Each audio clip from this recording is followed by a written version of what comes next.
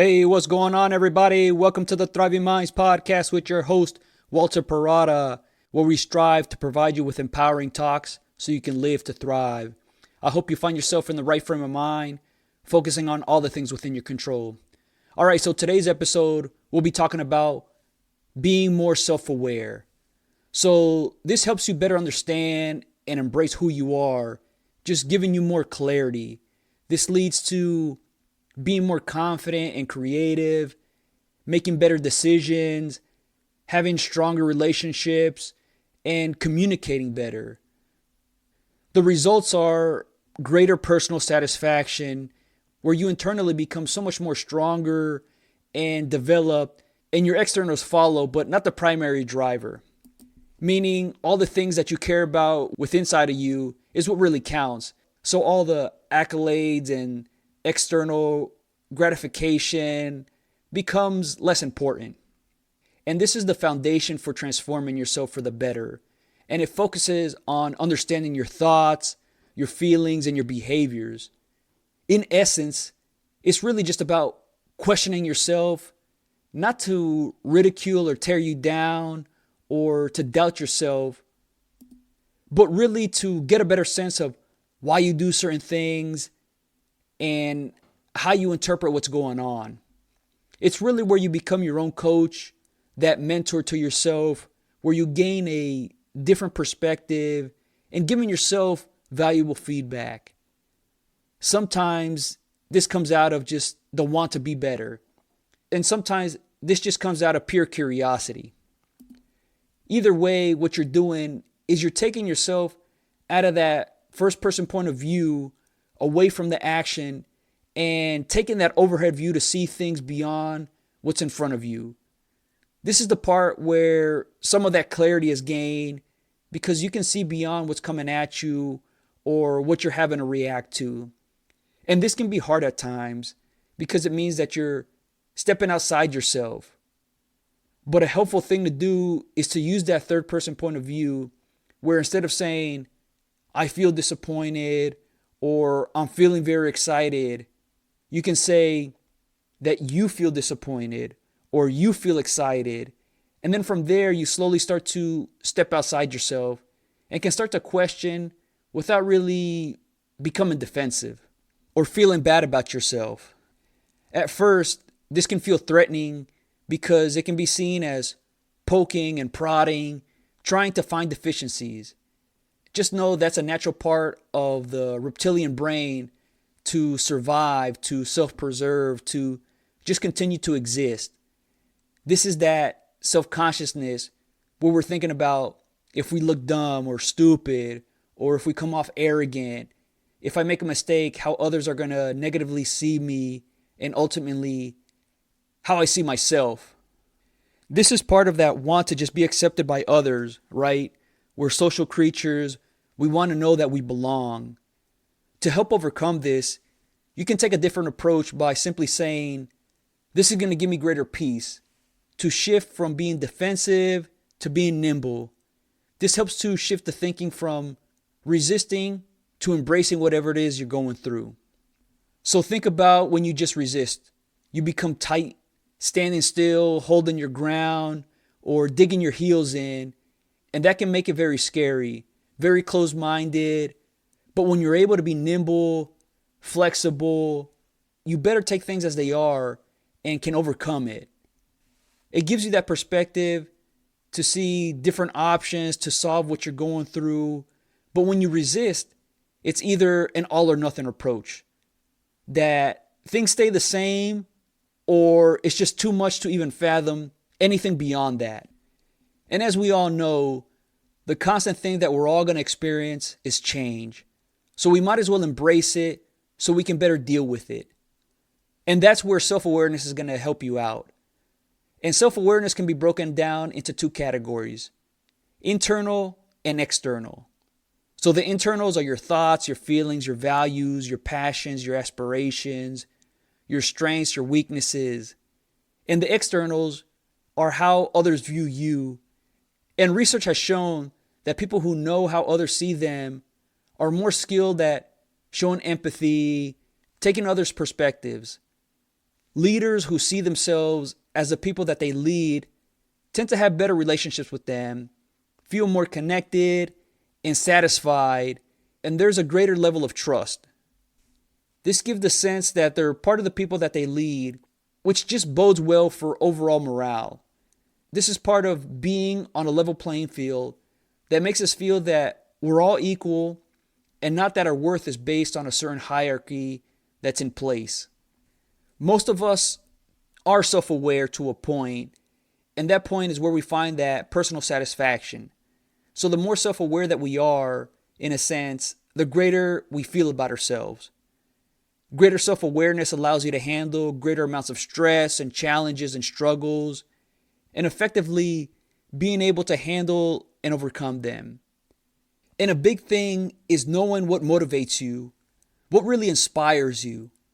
This gives you a driving force for pursuing certain things with a lot more energy and greater sense of purpose.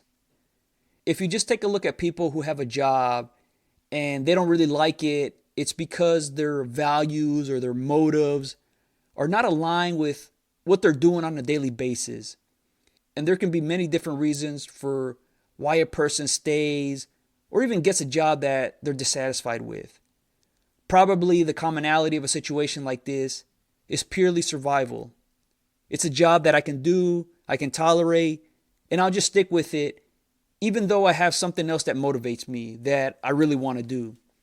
Or maybe their whole motive is providing for their loved ones, for their family that they're caring for.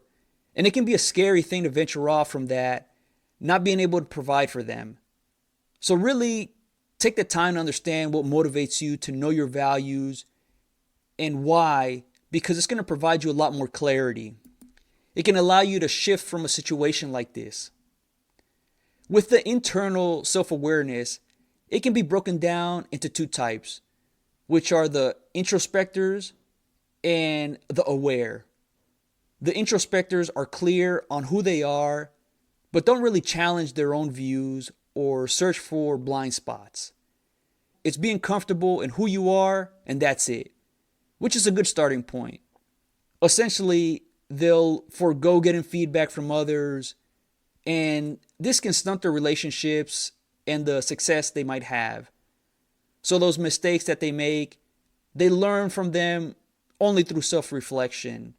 And there could be a want to avoid reliving some of the bad experiences, which limits the progress that they'll make.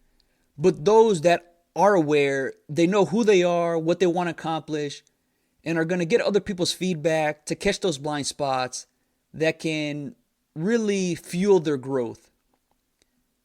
What this really does is it's getting two forces to come together to make a person better, because your own internals of what you know about yourself, but also getting another person who sees what you're doing well in those areas that you can improve on and how to do it.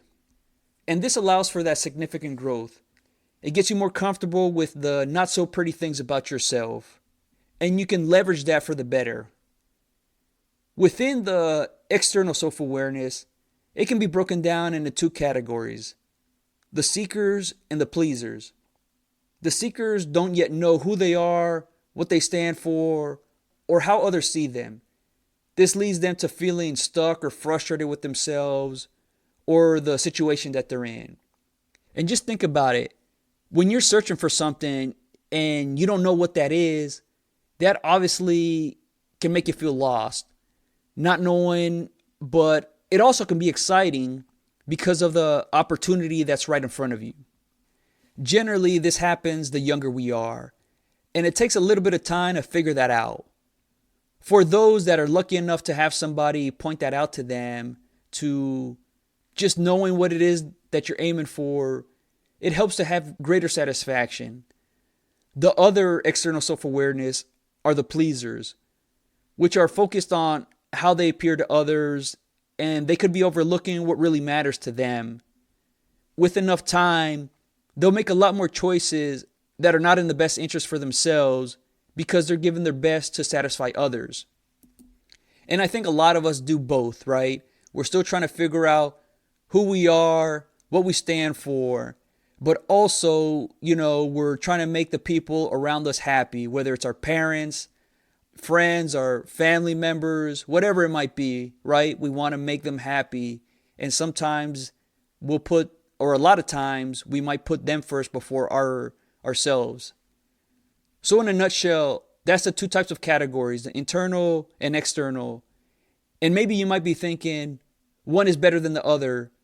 But if you kind of take a deeper dive into it, it's important to have a balance within the two, both the internal and external. So if you just take a look at the internal and being highly aware, it can be a detriment because of looking for too much feedback from others that can cloud your thoughts because of so much information in many different ways that stretches you thin. You could be on the right track of working well with others, but in trying to get a lot of different feedback, it can derail you from what you're already excelling at. So it's important to get just enough information that you can use while sticking to your values and listening to yourself. And for the external, it might seem like you don't want to be a seeker or a pleaser, but you need a little bit of both. So the seeker is going to help you not be so caught up in what others think, but not so blind that you don't care about other people's opinion. Some of us might have that thinking of, well, I don't care what people really think of me. I am who I am, and they can either love me or hate me. And that's okay to have to a point, but we got to remember to please the right people. It's those people that you have in your corner, whether it's your parents, your friends, partnerships at a professional setting. You want to avoid making enemies out of them because ultimately they can help you reach new heights.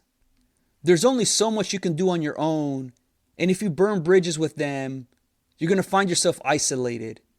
So you got to make sure you're in good standing with them.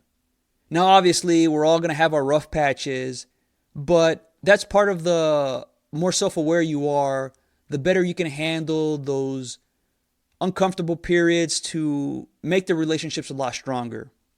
The people that you do seek their feedback, make sure to lean into them. They're the people that you trust, the people that are close to you, because they're ultimately the ones that really matter. These are the people that you spend a lot of time with. So you might as well improve the relationship because it means better and more meaningful experiences. How you conduct yourself affects others around you. So the question that should be on your mind is, how do I make the situation better? How is my energy, my presence? What do I bring of value to others? It might be tempting to say, people can accept me or not. But this is that absolute thinking where it's either one way or another, limiting the outlook. So look to your family members, your friends, your team members for their thoughts about what you do well, where you can make improvements, because they'll see many of the blind spots that you're probably unaware of. Let them know up front that you want honest feedback, because having yes people around you is a disservice because it inflates the ego. It's better off not asking someone if all they're going to be is a yes person. Whatever you say is right, and that's going to set you up for an extremely rude awakening.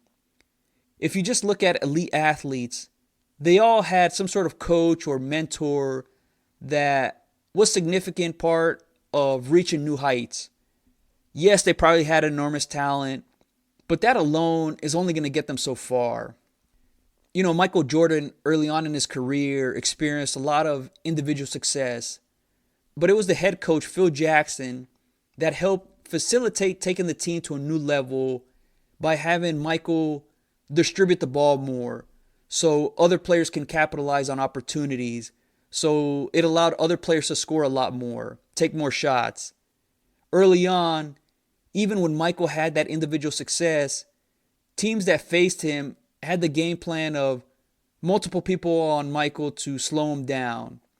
So if you're able to slow him down, it meant greater odds of beating him. But with this new approach of Michael distributing the ball more, it didn't always mean slowing down Michael where you limited the points that he had did not always lead to greater odds of beating them, because now Michael's teammates were scoring a lot more, and that took some of the pressure off of him. And that's part of what the coach, Phil Jackson, helped him and his teammates get to a new level. So it's important to have a good amount of self-awareness where you're not so extremely heightened that you're being pulled in so many different directions, but not so completely oblivious to what's going on inside and all around you, as that's going to be a key to your success.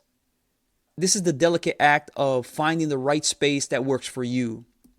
And for everyone, that's going to be a little bit different, right? Maybe for others, it might be silencing much of the outside noise because they're more inclined to listen to others. And for others, it's going to be getting a little bit more feedback to get outside your comfort zone so you're not making the same mistakes over and over again. With the right balance of the internal and external self-awareness, it's really going to help to manage the ego from getting too big, where you can keep it in check. And this is where some of the self-doubt is good to have, because that self-doubt can cause you to question things. Maybe it might be in a negative manner, but also to make sure that you thought things through or that you prepared yourself enough. So let's say, for example, you're highly experienced in your field as a computer engineer. And being highly experienced could lead to many assumptions that you've done this before, you've been down this road, and you know exactly what to do. And that's good to have to a point. Where the danger lies is in assuming, which causes you to leave things unchecked. So as a computer engineer, if you had whatever amount of experience, let's say 16 years, that helped you get to a level where you're at, you might be working on a software program that worked in the past that people found really helpful, but now times are changing, obviously. And what worked in the past is not a guarantee that it's going to work again. And if you relied on the past programs that you designed, it could prove obsolete or unhelpful, because now what people need is something a little bit more advanced. More experience can lead someone to overestimate themselves because of the sense of, I've already done this, I've had success before, so why shouldn't I expect the same thing going forward? This can go the same way for the more power that a person has. It could lead to one feeling invincible or, again, overestimating themselves. So it's important to have that proper balance of, obviously, what you think of yourself, but what others think of you, and balancing the two. So just like that saying, things are never as good or as bad as they seem. They're right in the middle. So by knowing yourself and getting feedback from others, you can do the same. Find that middle ground. In cases where someone is less experienced or has less power, because that self-doubt that they might have can be turned into a lot of questions that can lead one to finding answers and eventually leads to being more prepared. When we take on something new, it grabs our attention. It can feel scary because we want to avoid a mistake, and this can cause us to slow things down. We'll refocus on the basics to get a better understanding, and it makes us pay attention to all the little details. If we just take the same scenario of a software engineer, but instead of them being experienced, they're really new, lacking experience. So they're probably focused on pleasing their superior or just the company in general, so they can gain their trust to know that they made the right hire, or at least not get fired by them. So they might take things a lot more seriously. They might be more hungrier, and they're going to be meticulous, making sure that the work that they're assigned to, that they do it correctly.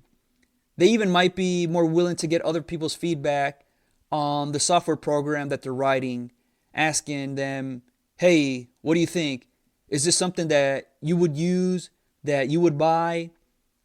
And this can prove very valuable, because if it turns out that it's not functioning well, the computer engineer just saved themselves from giving that to their superiors and can rework it to make it better. This is where being self-aware really helps you out, where others might see it as, oh, you're doubting yourself, trust yourself. In actuality, it's a great move because that lack of experience could signal to someone and say, you know what?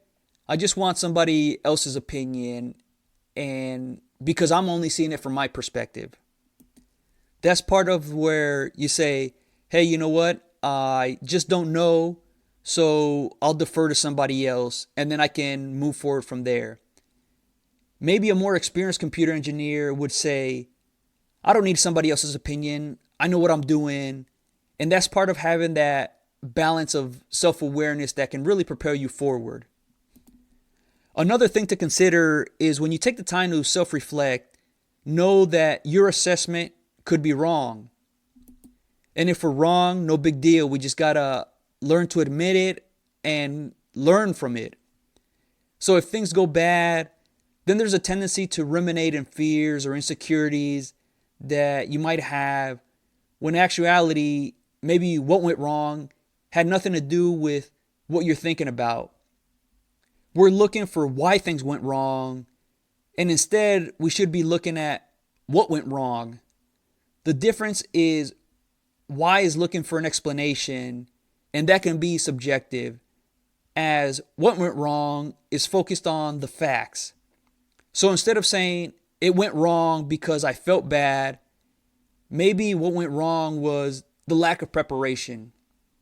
Feeling bad can be caused by a lot of different things, such as not having enough to eat, or not enough rest, or an argument with a friend. The what went wrong is focused on finding a solution.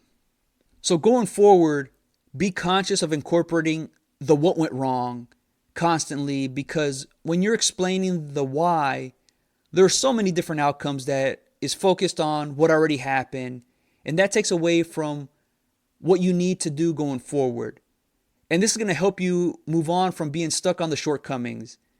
This is really going to help you get into that third person point of view, and you're becoming that mentor, that coach to yourself, where you step away from the situation to gain neutrality that makes you focus more on the facts instead of how you felt in that moment or prior to that moment.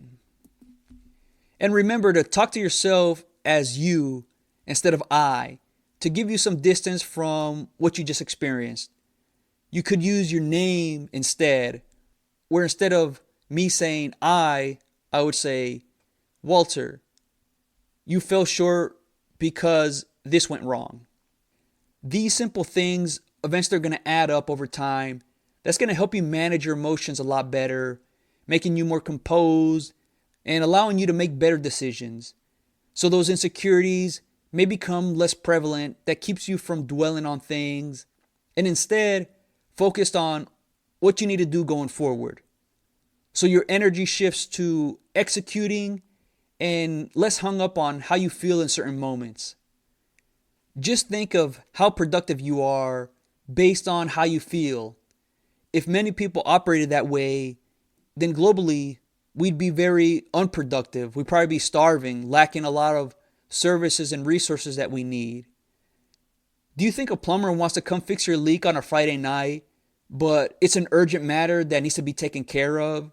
Or do you think a farmer wants to work 16 hours a day for a 2-month period to get the crop in before it freezes?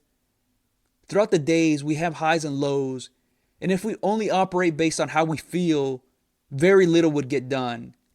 Get away from explaining things away, and you'll be more resilient. That allows you to better handle whatever you're up against. When you become more self-aware, you're taking a proactive approach to where your life is going. It naturally fits into growing and developing well. You identify things about yourself, what you stand for, and what you're pursuing that builds momentum towards progress that uplifts you. Continue that by searching, what else can I do to improve myself, my craft, my situation? And this fuels curiosity that pushes the boundaries and makes the process fulfilling. It shifts the focus from win or lose, right or wrong, to learning, to gaining value that makes you lose track of the score, of the external validation, and more about satisfying that internal hunger. Think of it like eating.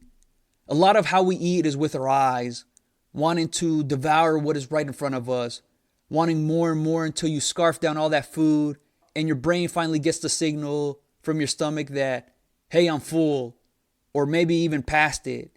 And if you get past that stage, that's where your eyes are about to pop out. And just remember, it takes 20 to 30 minutes for the brain to get the message that you're full. The anticipation from what you see tends to make you focus more instead of on enjoying the process of eating. You know, the cliche of savoring every bite and doing it slowly makes you more present on the right now and less worried about the next bite and the next one. So satisfy that internal hunger with enough time to allow you to properly digest information you are processing. Whether you're reflecting on your own or getting good feedback from others, it's just like eating. You should aim to get highly nutritious food so you can have good health. And self-awareness is the same concept. You need to get good information that you can apply going forward. Avoid the unhealthy stuff of being overly critical, dwelling on things, listening to people who don't have your best interest in mind. There will be negative things that you'll find about yourself, but use that to make improvements instead of avoiding it. Just be careful in the validity. Some people will just say negative things just for the sake of it. Putting yourself out there is naturally going to be uncomfortable. It's going to be hard. It's going to be painful.